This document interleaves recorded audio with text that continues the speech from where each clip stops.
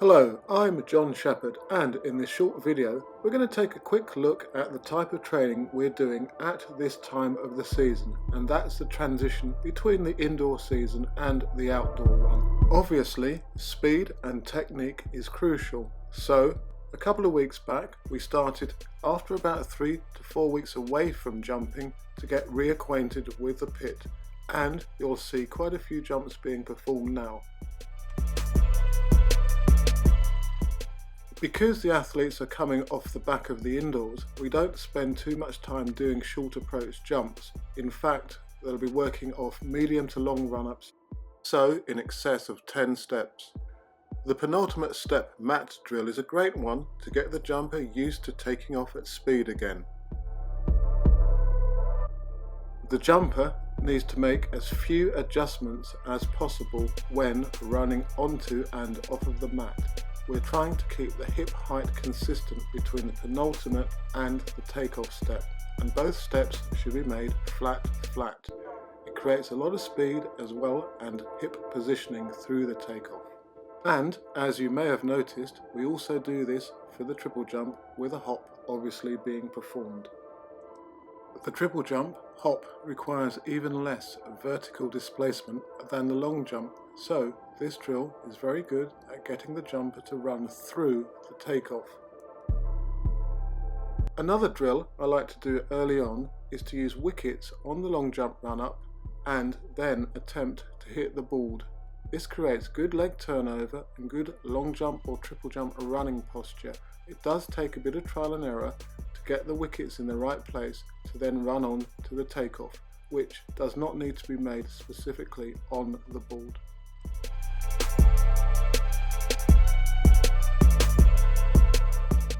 After a couple of sessions of what you've just seen, it's then on to complete technique work off of those long run-ups.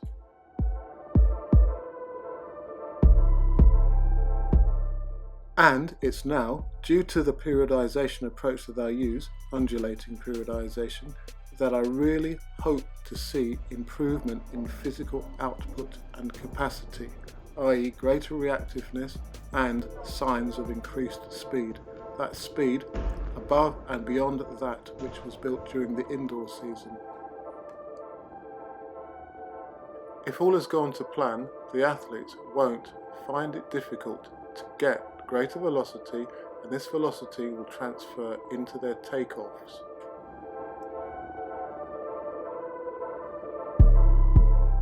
During this particular session, both Sarah and Alison and Paul and the others exhibited greater capability to react, to run fast into the takeoff than they had at a similar time prior to the indoor season back in December, early January. So this is indicating that the training is taking the athletes in the right direction. Of course, it takes time for technique to get on point, but if you've done the right training beforehand, as I'm saying, it will make it a lot easier to convert the speed, power and the technical drills that we do with regularity into actual event performance. And in terms of jumping from longer run-ups, this should not be difficult. You've just seen a few of the drills that we've been doing with Alison in order to improve her triple jump, and her reactivity as well as her technique and speed has improved, and hopefully this will result in much longer jumps. At this time of the training year, it's crucial that you keep the intensity of your training high and that you put maximum mental effort into your plyometrics and your weight training and your sprinting, for example, as you need to get quicker, faster, more powerful and technically ready for the outdoors. Perhaps contrary to many other coaches, I'll introduce more running workouts at this time of the season. So we'll do 120s broken into 40-meter segments, fast, relax, fast, and we'll also do up the clock sessions. such as 80, 100, 120, 180, all runs being done at about 90% effort with a full recovery. In terms of plyometrics, I've started to change them very slightly, and this is in part in response to more knowledge that I've gained on the vertical component of the takeoff, or I should say the vertical velocity. You've got your horizontal, the speed across the board, and the vertical velocity that takes you up off of the board, both vertical and horizontal velocity being crucial for the long and triple jump. I'll say more about this in another video. However, suffice to say for now that we've been emphasizing slightly more a vertical element to our drop jumps and other plyometrics. We're still continuing with our weights and following the triphasic methodology from Cal Dietz and other sources. So we're working on isometric, eccentric and concentric movement. At this time, I keep it relatively simple and stick to 4 or 5 key exercises, of which you're seeing a couple on screen. What I do vary is, for example, the lowering time, the weight on the bar, and the hold time for isometric exercises. And central to this is the use of heavy and very heavy resistances. So we're trying to trick the body into being able to recruit larger bundles of fast twitch muscle fibre and the motor units that control them, with the idea that this ability will transfer into greater power expression for running, jumping and so forth. And of course we've been doing more specific speed work, so starts, wicket runs as identified earlier, and broken 60-metre runs, for example, where you sprint for 20 metres, relax, just slightly switch off for 20 and then hit it for the final 20 metres. And we also try to focus on elements of technique specific to each athlete which will improve their speed.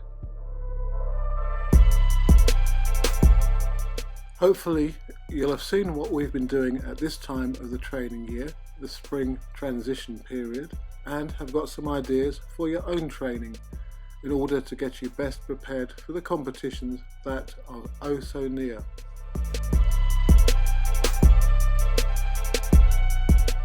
So, as usual, do subscribe and leave any comments you may have in the section below or through my social media.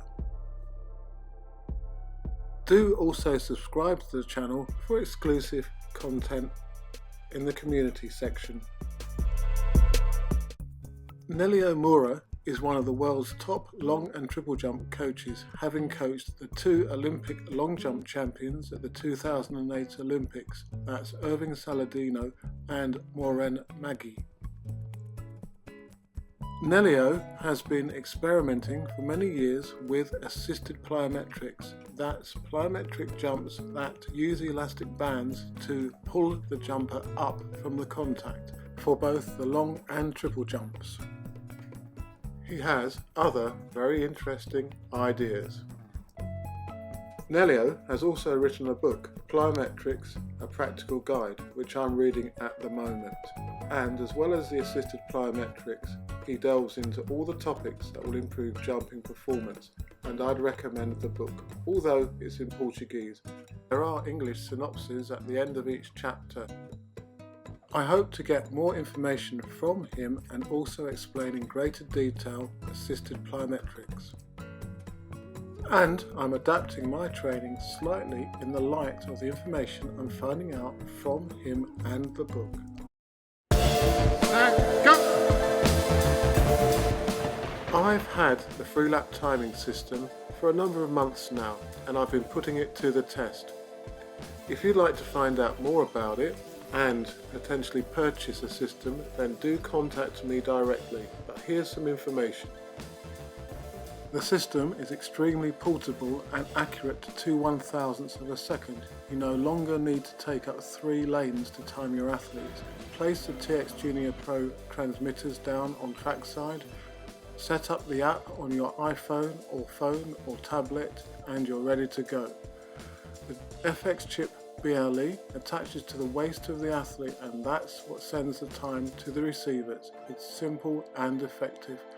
It's been a great motivator and way to compare performances across the training year, not only between our athletes but with norms established by other jumpers. For example, we can now really see how fast we are.